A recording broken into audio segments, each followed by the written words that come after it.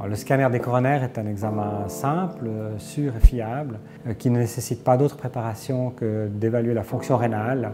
Le patient doit remplir, quand il arrive dans l'institut, un formulaire grâce auquel on s'assure qu'il n'y a pas de contre-indication à l'examen.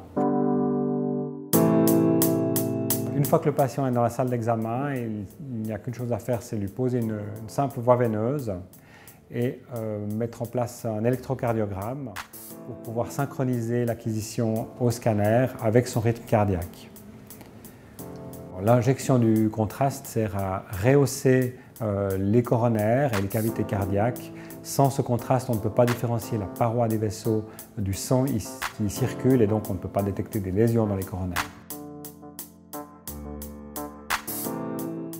Les coupes du cœur, ces coupes d'un demi-millimètre d'épaisseur sont ensuite empilées pour en faire un volume dans lequel on peut faire du traitement d'image et reconstruire dans tous les plans le cœur, les coronaires et les structures adjacentes. La principale limitation de cet examen, c'est effectivement l'irradiation qui équivaut à celle d'une coronarographie. Donc on n'aime pas faire un scanner des coronaires puis ensuite doubler l'irradiation avec une coronarographie s'il y a une lésion à traiter.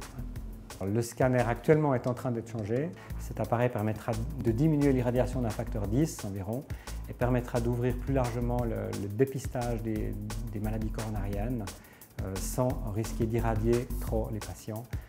Là, si vous faites un scanner puis une coronarographie, c'est tout à fait acceptable parce que l'irradiation supplémentaire est